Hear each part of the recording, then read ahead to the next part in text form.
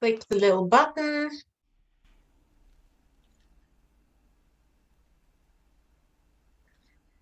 Alrighty, I think we are live. So hello everyone, and we are live today for this Marketing Ready Masterclass, which is all about how to get profitable sales call marketing success. We have Richard joining us, and I'll just let him in. I am going to mute everyone just for now. And hi, Richard. Thank you for joining us. So we'll crack straight on. We are going to be talking about this awesome topic, sales call marketing. This is a crucial part of any marketing campaign, is the sales call. So I thought it would be really awesome to partner up with Ian Genius, who is the sales genius, because he has an approach to sales that is so not salesy. So and I love it. It's worked amazingly well for me and my business. So I thought it would be good to bring him in and we could talk a little bit more about this. I hope that everybody who's joining us today will be contributing, asking questions, bringing challenges, so that we can get them give you the most value for this session. It would be, in terms of getting the most out of this session, the best thing to do is to turn off all distractions so that your brain can focus on just one thing. Contrary to popular belief, you know, we can only do one thing well at a time. Even me. You know, it's contrary to popular belief. One thing at a time works. So the agenda is, we'll talk about the top 5 ways to make your sales calls more profitable and more successful. We'll be talking about the top 5 frequently asked questions, and we will be asking our awesome expert Ian to help us answer those 5 top frequently asked questions. Then we're going to cut off the live stream and go into the Zoom room, where we will be opening the floor for questions and hopefully listen to some of your challenges and see if we can give you some advice and guidance on how to cope with those. And we'll be going over the awesome giveaways that we are giving to and sharing with the people in the Zoom room. So if you are not yet part of the Zoom room and you wish to be, then please do click the link, which is in the event description. I'm going to struggle to put it into the comments. Yeah, I'm going to struggle to put it into the comments because I'm sharing screens and there's a whole bunch of stuff technically here going on. So I will hopefully guide you to that event page on LinkedIn. At the description, the Zoom link will be there. So please go and find that. So just a quick brief, a brief introduction to our guest expert, Ian Genius. Ian is a great friend of mine. He and I have been working together on my sales, or lack thereof, for a year. I came into business without very much sales confidence or sales success. In fact, my answer to his first question was, you know, how many sales, what's your ratio? I was like, what ratio? I have no idea. And he brought me to a place where I feel like I'm nailing my sales calls. There's always room for improvement. Obviously, I'm not a 5 out of 5 or 10 out of 10 or whatever you want to say, but I have a ratio. I have a ratio now. I know my performance and I know I can get better, but he is he is probably one of the reasons why I'm so successful with my sales calls now. And and also, I'll just give you a brief overview of who I am. I'm Kat. I'm the host of the Marketing Ready Masterclass, which is every Thursday at 12 noon. I'm an award-winning strategic marketing and communications leader with over 20 years experience serving global brands like Barclays and HSBC, to name just a few. But most recently, I've partnered with ambitious smaller businesses in highly regulated and highly scrutinized industries to create and build marketing machines that put profits in their pockets. And I'm really passionate about finding sustainable marketing solutions to what's holding businesses back from achieving their marketing profits and helping them achieve that steady, regular flow of income. And my unique profit marketing plan program takes businesses on a marketing journey from guessing with their marketing, almost gambling, to savvy investors by building their profitable and sustainable marketing department. So without further ado now, let us crack on with this training.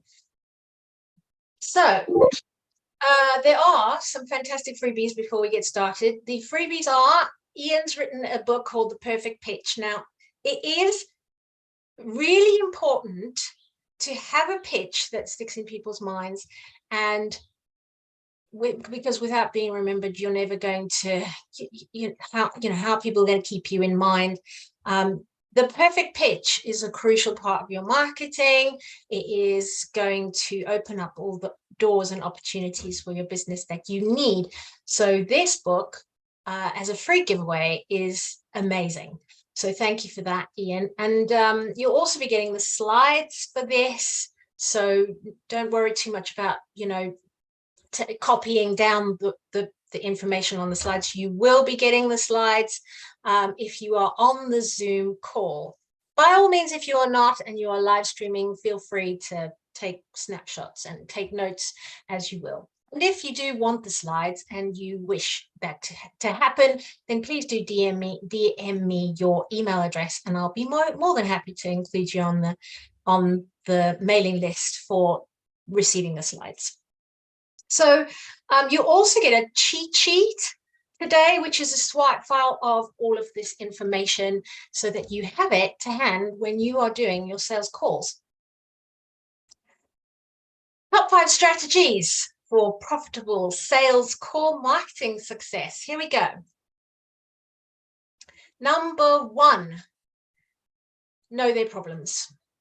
It's really important to know the problems that your business solves for your ideal target audience. This is kind of where I start most of my presentations. Knowing the problems that you solve is really crucial, because this means that you can talk about what your ideal audience cares about. This means that you can actually connect with them, relate with them, and help them to see how your business can solve their problem. And what's important to do here, the top tip, is to be explicit and don't leave anything open to interpretation. Be specific, be explicit, and it's all about preparation and all about really understanding what they're going through, where they are, and what they need from you. Ian, would you like to elaborate a little bit on this point? Yeah, and it's not going to be on a different slide, is it? It's still, am I right in thinking it's still on the one, are you ready for profitable sales marketing, or should it have gone to a different one? Like problem 1 or anything? I'm just checking. Yeah, no, this is the next slide is know how you solve the problem. Oh, okay, This cool. This is about knowing their problems. Just checking. So most businesses will lead with how to solve the problem.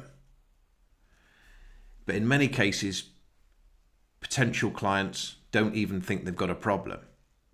So, if you went to the doctors and the doctor said to you, I've got a lovely cream for you, your first in be, hang on, I didn't realise there was anything wrong with me, doctor.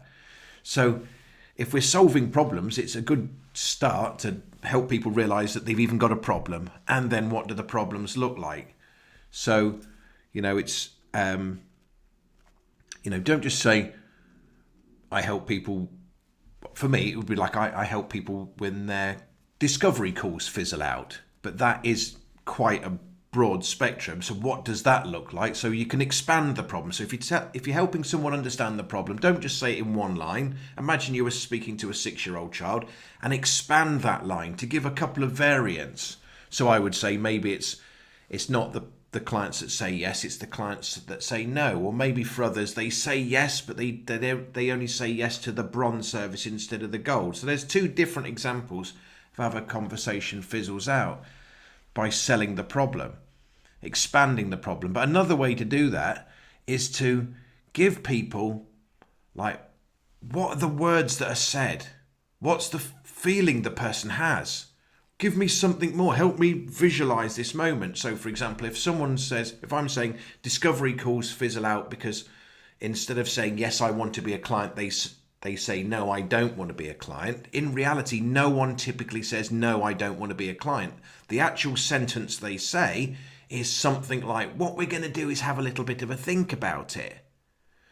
So tell people the extra bits. What does someone, if they're anxious and stressed, I help people who are anxious and stressed. Okay, but what does that look like?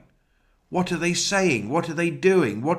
Is there something that gives it away? Is it their clothing? Give me more. Help me visualize what the problem is by going further into the problem. Worked examples. Give me something more. That's really important. And I think it's giving people that the choices that they could pick from, that I found really useful from your training, where you give people the choices of you could have these problems and actually give them a list that they could Yeah. pick. Yeah.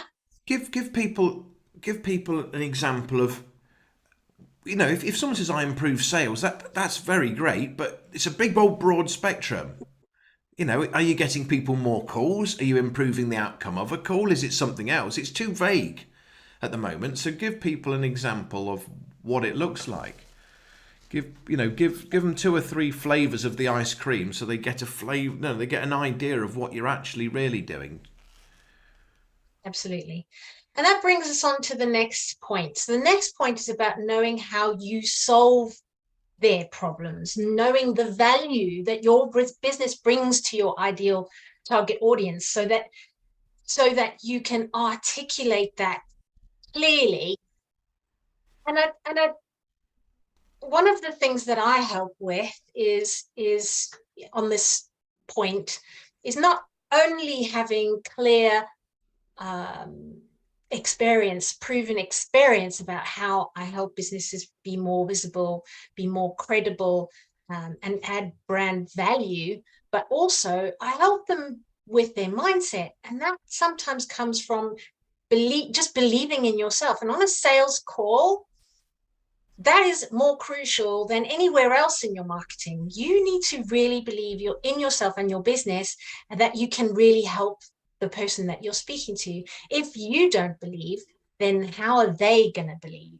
So this is something that is really important. So what I felt from the sales calls training that I've had from Ian is that he really helps me to quantify the value into actual money and amount, that the value that I actually add to my clients. So I can quantify my impact. And it's really important that we take this point quite seriously. So Ian, would you like to elaborate on this one? Yeah, so there's a statement that says people buy on emotions and justify with logic.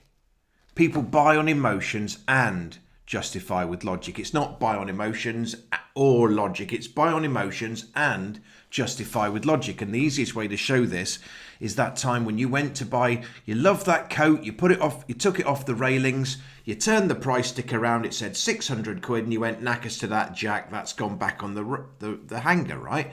Your love for it emotionally didn't change, but your justification of £600 you couldn't. So there's a value in emotions and there's a value in logic. Now, some people will be more emotionally driven, some people will be more logically driven. Now, how do you cover that? Cover both bases. Give them the emotions, give them the logic. So it may be that you get rid of anxiety or stress, or maybe you improve clarity or focus. So there's some sort of emotional driver there. But what happens when you become less anxious? What happens when you become more focused? What happens when you become more confident? That will lead to something else. You know, is it that will be a quantity of something that's more, you'll do more networking. Well, how many more networkings? Realistically, how many calls, how many inquiries? There's a number of things.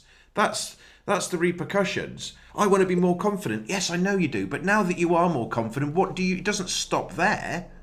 What do you do? Well, I'd go to more networkings. Okay, so how many? Maybe once a month. All right, 12 a year. So we've got a quantity of things. And again, if you carried that on to the furthest point of the logic, does your service make people money or save people money or save people time? Again, a lot of people will always say to this, well, it depends. Well, of course, everything depends.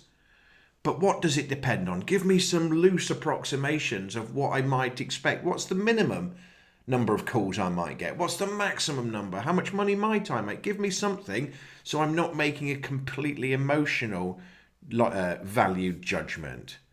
Like you said earlier, if you don't believe you are the best, is it possible they don't believe? Could they pick it up through the tone of the voice, your language, your body language, something that you weren't even aware of? If you're not confident selling yourself, is it possible they're not confident buying from you? I'm no NLP expert. I'm not even an NLP beginner. But I'm just saying, does it stand to reason that if you don't believe and you're not confident, that they might not be either? So find out.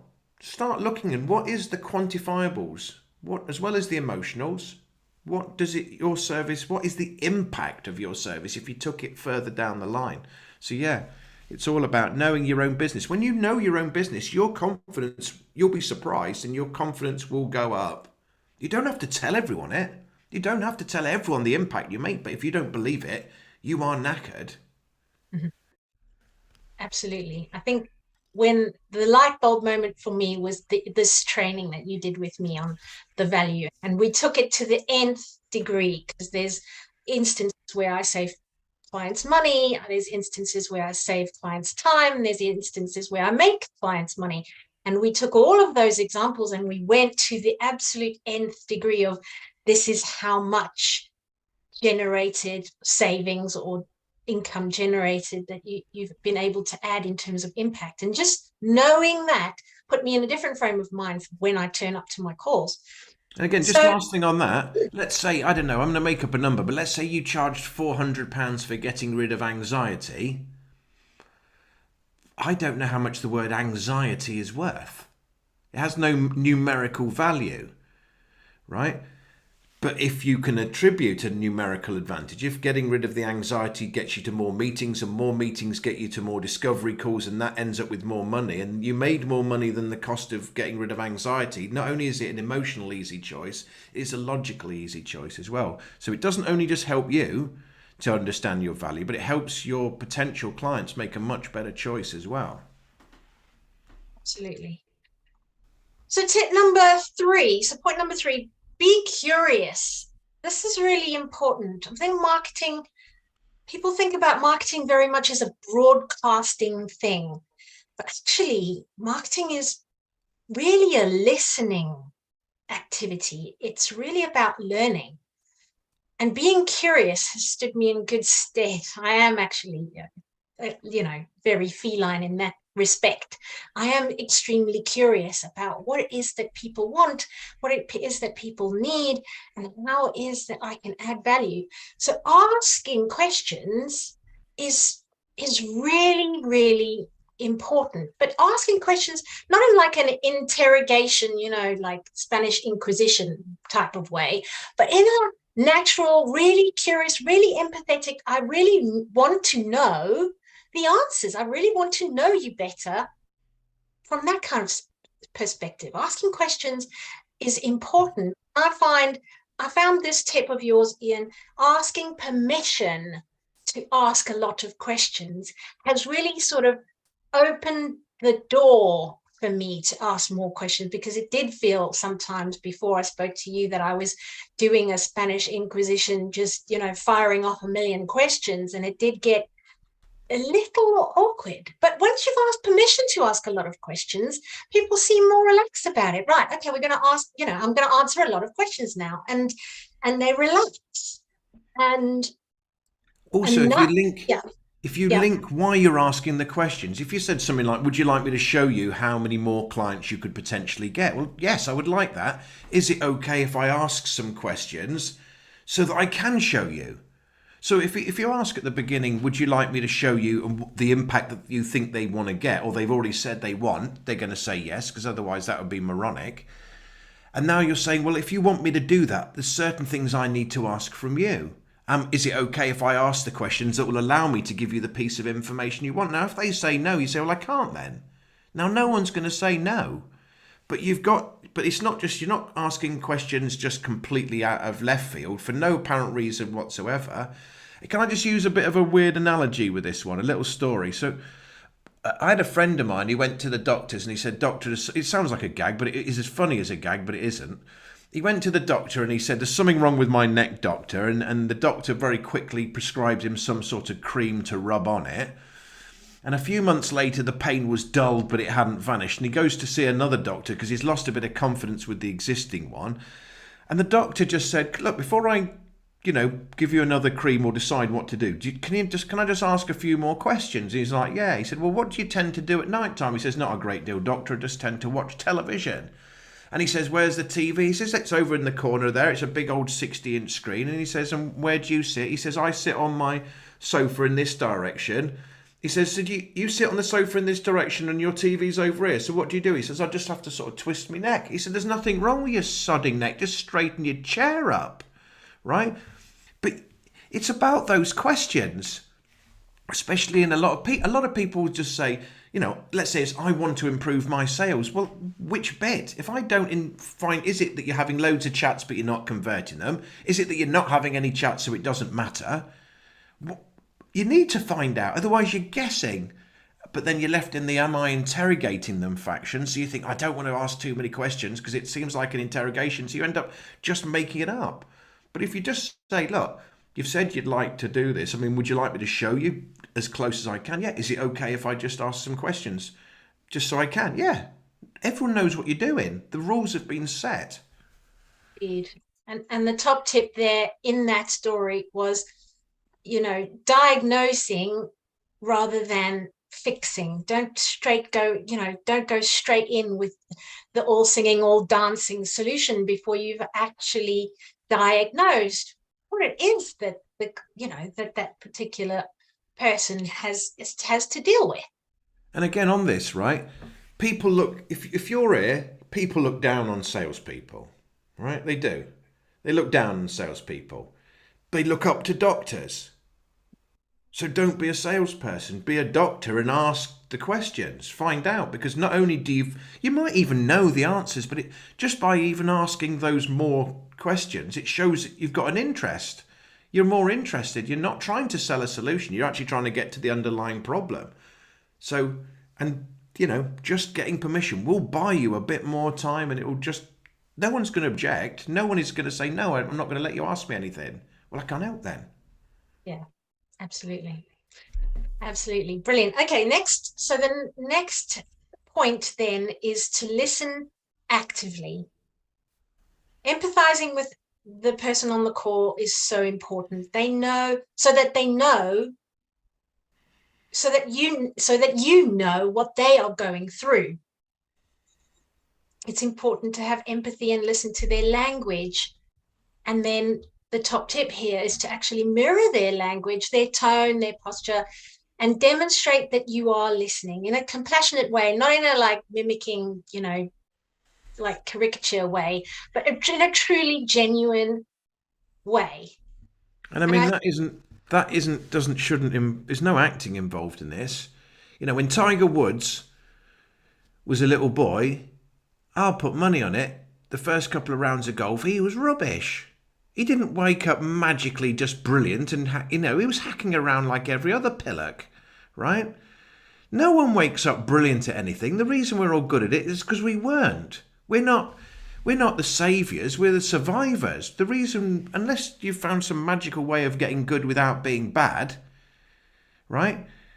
The reason we're good is because we weren't, and we just kept persevering and finding better ways. So when someone comes to us with a problem, especially in a small business where we've set it up because this is our passion, we get it. I show people how to get past the fact that they love helping people but hate selling it. I haven't magicked this up. This is something I've developed over 25 years because I absolutely sodding detest selling. I created an entire approach to get round the fact that I hated selling. I didn't create it for anyone else, I created it for me. I found sales was sleazy, pushy, manipulative, dirty. I hated closing techniques. The whole thing stunk the place out. So when someone says I'm not keen on sales, I'm like, frigging get it. I'm not better than you. I'm worse than you. I failed more times than you tried. And that's it. It's not a, it's not. It shouldn't be hard to empathise with someone when, at worst, even if you didn't have all the struggles, you've worked with people who have, so you can really easily empathise with. It's not an acting. It's not. It's just the truth. Indeed. Absolutely. And I Something think, else on this is just yeah, sorry is people. It's very easy to think when you've got a problem that you're all alone. You're in some sort of set of weirdos. You're in the weirdo set. And reality is that's not the case. If someone says, well, I love helping, but I hate selling. Yeah, so do 90%. You're not in the 10% set. You're in the 90% set. I'm not confident selling myself. Yes, you're still in the 90% set. You're not alone. So when you empathise, you go, yeah, I go. That's probably the most, I'm frustrated when clients focus on price. Yes, I know. Everyone is. You're not alone. You're not alone. So it's get them out of the set of I'm some sort of freak of nature that's got some weird thing that's only me, and actually let them realise, yeah, we've got it. I get it. We've got the same things.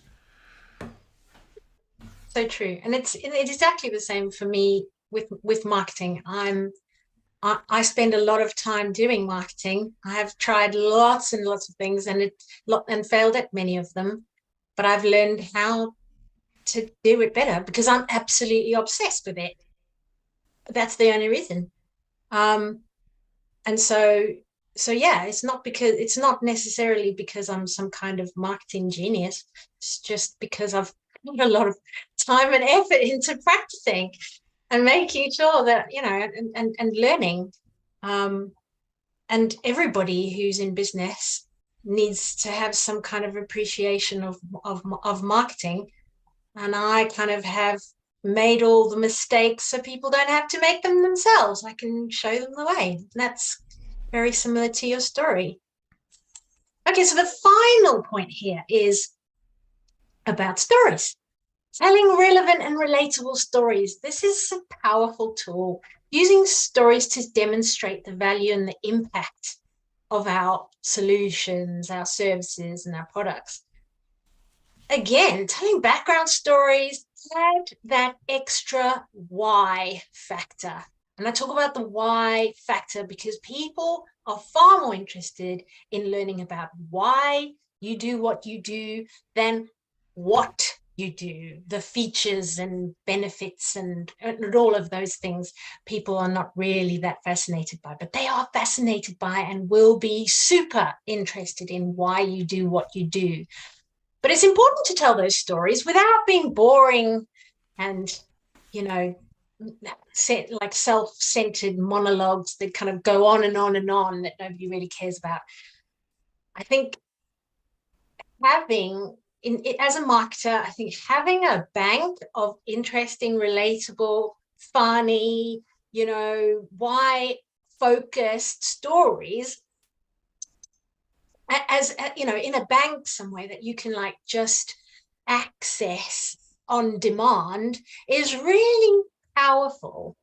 Telling those stories will help people they'll being able to tell those stories in a relatable way at relevant times helps people to sort of relate to you and will help them think that you care about, you know what they care about, and so that they can sort of bond to you a little bit more. Do you want to add a little bit more to this, Ian? Yeah, I mean, again, so I mean, I when I was starting my company up a few years ago, I was trying to find that why moment, that story moment, and I tracked it back to 1998. So I decided to become a salesman, even though I've got an absolute detest of being sold to. Right, so I'm obviously a complete moron. So I had to try. My whole approach was, what if you could make it so easy to buy that you didn't need to get better at selling? What if you could make it so easy to buy that clients close their own sales, right? So I treated everyone as if they were my gran, right? And my gran, God, he had to make it easier for her to understand anything. So I started using like 6-year-old simple numbers, 6-year-old simple language to make sure that the points were clear. And it was the year pay as you talk phones came out. And people used to come in and say, I want one of those pay as you talk phones for emergencies, please. The problem is their idea of emergency was like having a half an hour chat on the plot lines of EastEnders because one of the buildings had burnt down, right? But what would happen with most people is they'd gone round Nottingham in '98 saying, I need a phone for emergencies. Most of the salespeople in shops were saying, are you sure? You know, because they wanted to push the contract phones. And the people would instantly get defensive and go, yes, I am sure, thank you. And straight away they were in a fight. And you can't help someone that you've already started fighting with. So I'd just accept. They'd say, I want a phone for emergencies. I'm not going to sell you a phone for emergencies if it's not the right thing, but I can't get past this barrier of, yes, I'm sure I've done the research. You don't fight someone to help them. So for a moment I would accept it. I say, yeah, it's fine. I'll sort you out with one of those. Zero defence now. Their defence is collapsed on the floor. I said, can I just ask you a couple of quick questions just to make sure I get you the right phone? They go, yeah, of course. I'm not in their way. I'm helping them on the same journey. I'm not quite, but I'm helping them to do it. I said, would you make an hour of phone calls a month? They said, no, I've just told you it's for emergencies. Why don't you listen? I said, it's all right. I mean, would you make maybe 2 minutes a day of calls? And then they'd think for a minute. It wasn't quite the punch in the face the second time round. They went, maybe not quite as many as 2 minutes a day. I said, last question then. Do you think you might make 6 minutes every 3 days? Oh, easily 6 minutes of every 3 days. I go to Pilates twice a week. I phone my husband up. I say, what's for tea? What ingredients do we need from Sainsbury's? Easily 6 minutes every 3 days. I said, well, 6 minutes every 3 days is 2 minutes a day. 6 divided by 3 is 2. She went, oh, yeah. I said, well, 2 minutes a day for 30 days, 2/30s is 60. She went, I never thought of it like that. But straight away, I wasn't the salesman. I was just trying to help her make a good choice. I wasn't I wasn't telling her she's wrong. I'm just trying to help her realise that what she was going to make wasn't the best choice, just by using simple numbers. But it was that moment where I realised I wasn't trying to sell to them. I was just trying to help them make a better informed buying choice. Let them, just help them come to the same conclusion. So there's a story with everyone, a moment where the whole game changed. And again, these stories aren't a fabrication. They're just the genuine truth. And people go, yeah, I relate to that. That's something, I get it. So a little story that hits the keynotes, that sort of, gets across why it happened in the first place. Perfectly demonstrated there, Ian, of course. All right, so that's the top 5 points for how to get success. The next stage is the FAQs. And if you guys are, after the FAQs, we're going to be going into Zoom room. If you haven't yet come into the Zoom room and you really do want the giveaway, the Pitch Perfect book, and you want to come in and ask us questions specifically, please do take this opportunity to, if you are watching live, of course, dial into the Zoom. The link is in the LinkedIn event descriptions. Please do that. So the FAQs here, these are the most frequently asked questions that relate back to sales calls. The first question then, Ian, I'm going to ask you to answer these. I might elaborate after you, but How do I sell without feeling sleazy, using creepy sales tactics, or feeling like an imposter?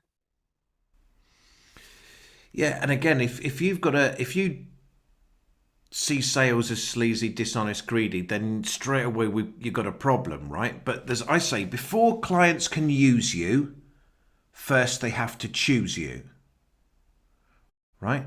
So most small business owners love helping clients, don't love selling, right? But if you want to help them with your service, product and service, you've got to help them make a good choice. It's not selling first, then helping. It's helping them make a good choice so you can help them with the thing you do. Straight away, you're moving away from this word that just triggers car salesman and timeshare and this horrible world. But genuinely, if they don't make a good choice, if they go to your cheaper competition, do it themselves badly or do nothing, that's not a good choice. They don't win.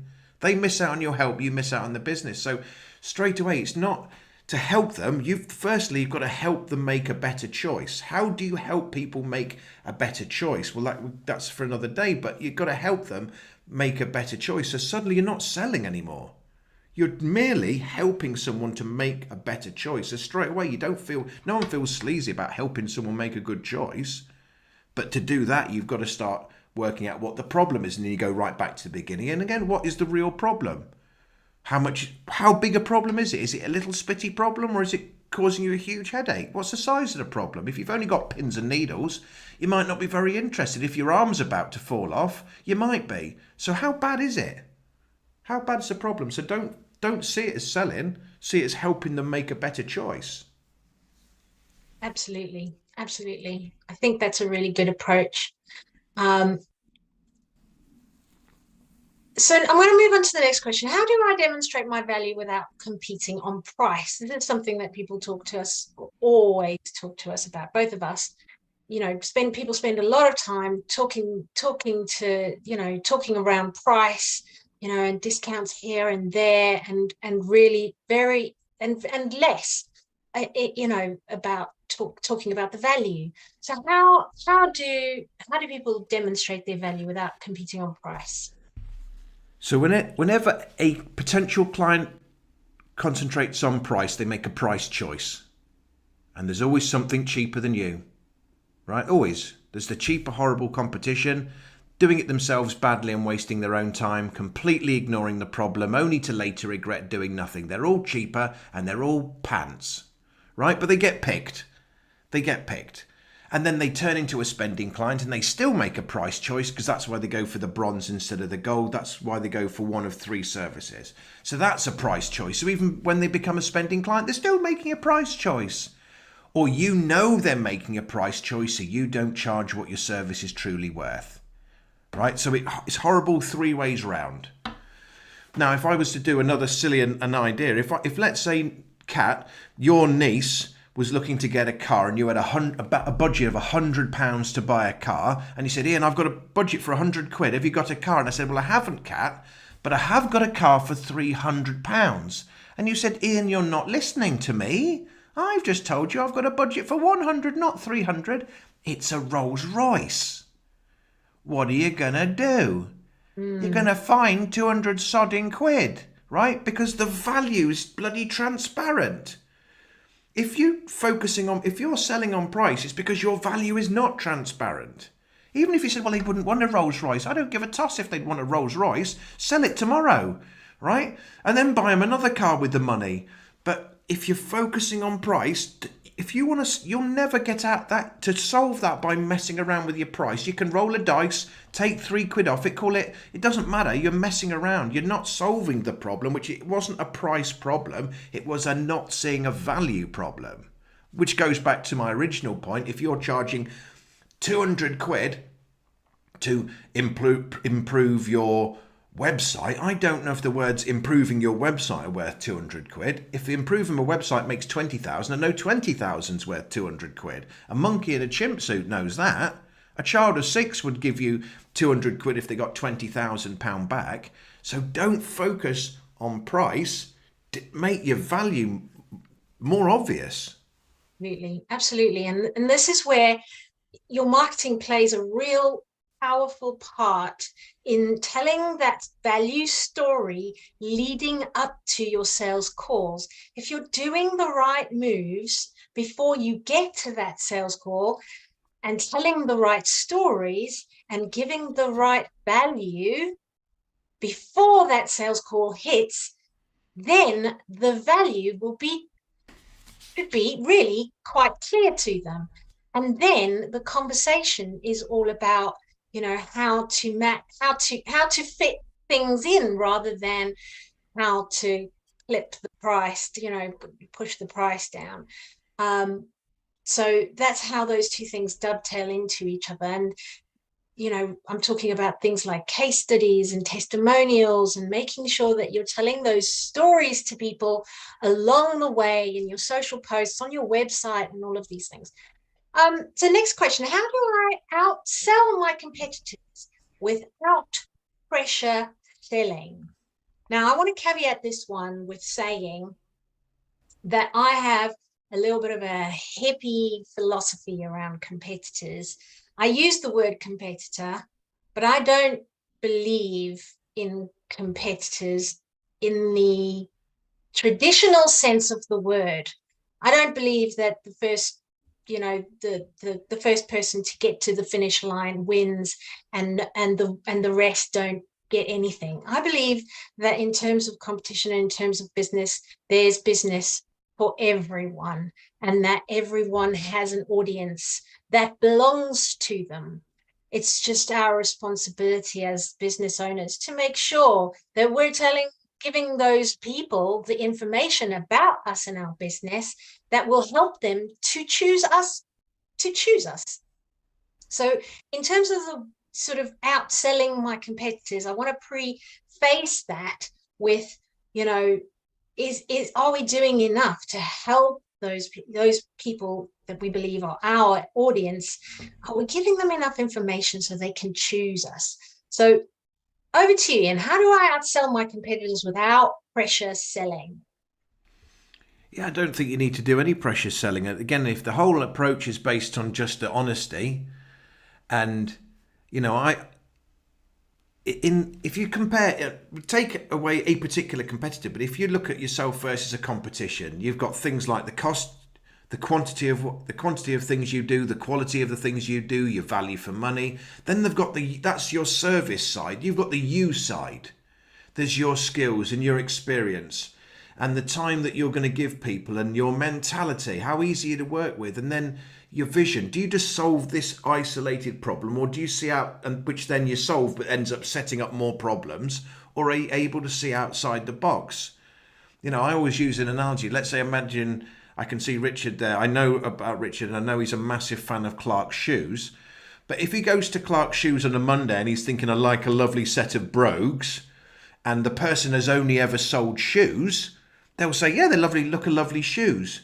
But if you were planning to wear if the person on the next day said, I was looking to get those brogues, I came in the other day but I left my wallet at home, and he says, that's lovely, can I just ask a quick question? What were you intending to wear your brogues with? And you went, a lovely corduroy. He'd go, ooh, now they're a lovely shoe, but they wouldn't go with a corduroy, right? No one, to my knowledge, even I'm a walking lunatic, but even I don't put two shoes on and walk out the street Billy Bollocks. I normally tend to wear my shoes with clothes. So solving the problem of I need shoes is no good if it then doesn't match up with your sodding clothes. So what you want is someone that can solve a problem but then doesn't create another problem. So when you're comparing yourself with the competition, do you have a more expansive view of what that problem will end up solving? So once you can see yourself versus the competition with your cost, your quantity, your quality, your value, your skills, experience, vision, the time you give people and mentality, and now you can tell people you might lose a couple of categories. And you're just honest. I'm not as good at that and I'm not as good at that, but I'm better at this one, this one, this one, this one, generally, but I don't, you'll have to choose what's important to you, or you help people realize the impact. You just, again, helping them make an informed choice. The chances that you're better at everything, full stop, is unlikely. So you just want to say, look, just tell the truth. I'm particularly good at this, maybe not so good at that, pretty good at this. And again, it leads to the next question, but you will end up with a more engagement and more integrity just by being a bit, by just genuinely being honest and transparent about what you're good at and what you're not so clever at. Absolutely. Absolutely. And it's all adds to that branding proposition, that branding value. And I don't mean the visual branding, I'm talking about the concept of your brand, what it is that your business brand stands for, um, to help to help your the audience out there, the general audience, make an informed choice about what it is that your business stands for and whether they relate to that or not. So the next one is, how do I sell and build strong business relationships? This is a really, we've been talking about this throughout this whole presentation so far. It's about knowing people, right? And we want to know them better. The best marketplaces are conversations. The best conversations that we have are conversations with people that we know really well, because we know what they care about. So we can talk to them in a way that doesn't bore them to tears, because we're talking about things that they already care about, and they can engage and learn learn the things that we care about as a business, in terms of how we support, and help businesses help solve problems. um Over to you, Ian. How do you sell and build strong business? Yeah. So picking up on a previous topic and then going in a new direction. So again, if you're the salesman, you're knackered. But if you're the person that's helping people make better choices, if you're the doctor instead of the salesman, straight off, how do you do that? The empathy, the asking of better questions, the telling people what you're good at doing and what you're not so clever at doing. That all help. When people see that this isn't just he's amazing at everything he does is fantastic. There's no literally cracks in the face. It's brilliant. It's too good to be sodding true, isn't it? Right?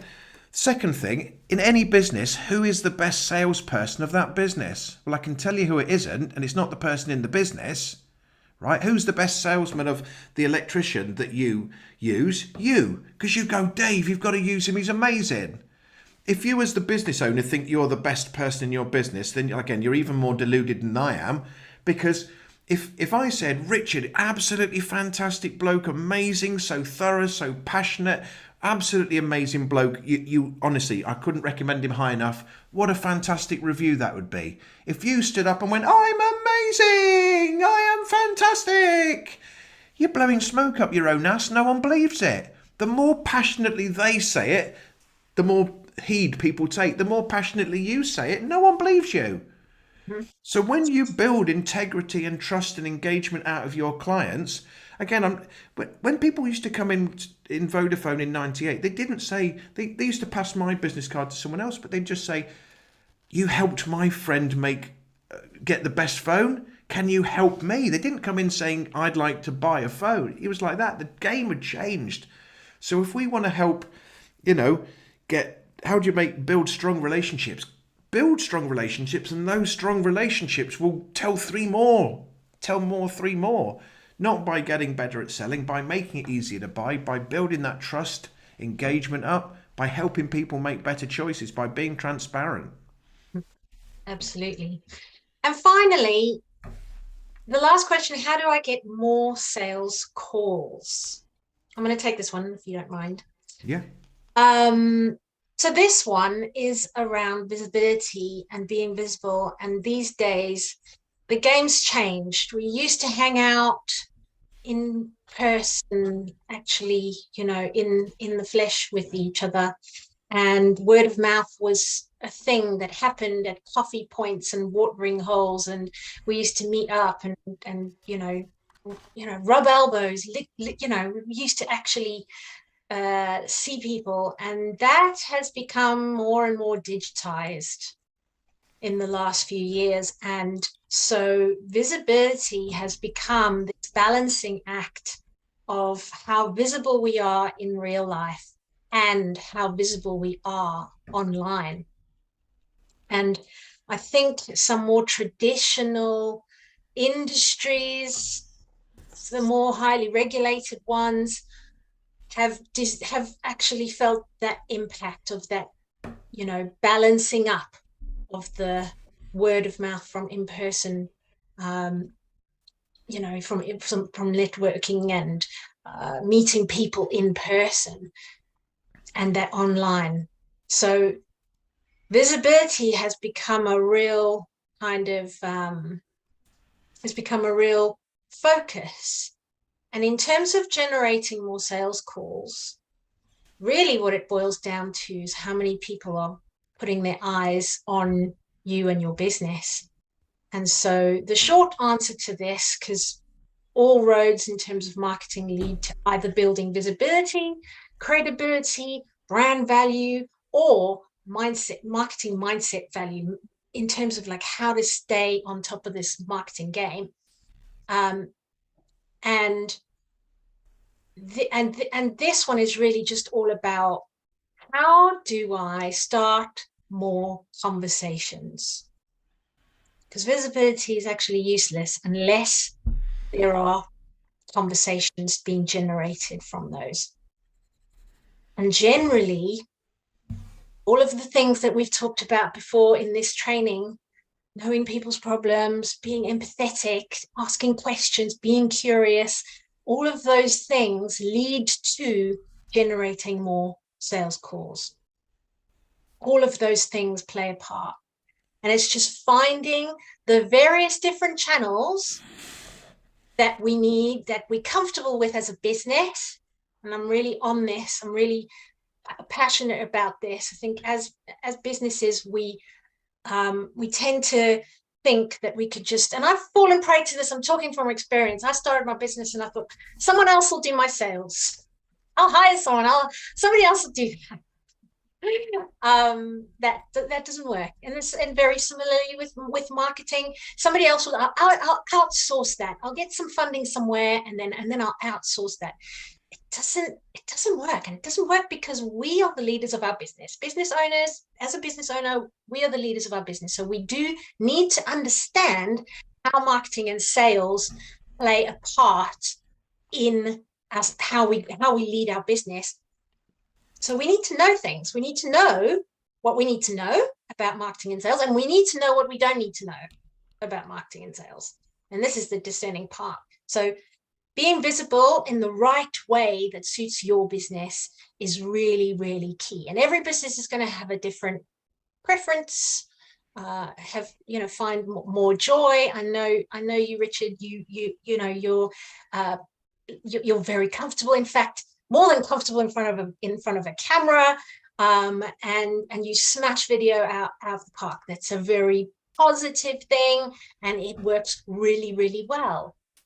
Some other businesses are not so comfortable in front of the camera, and we have to find other ways to create video content for them from things that they've maybe written and typed out.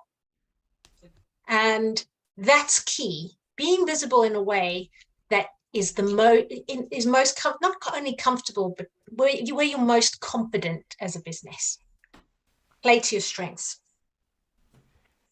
And so we're getting to this sort of point where we're going to stop the live stream now. And if you haven't had an insight call with me yet, I'd love to have an insight call with you. I will be sharing this insight call. If you're wanting to talk about your sales call marketing, I'll be sharing this insight call. It'll be me and Ian on the call if that's what you would like. So please do, book a call with us. We'd be delighted to have a chat with you. It's complimentary. So it's a 45-minute session, and we're happy to talk you through where you are right now, where do you want to be, what strategies will get you there, and is there a way that we can help? So do please,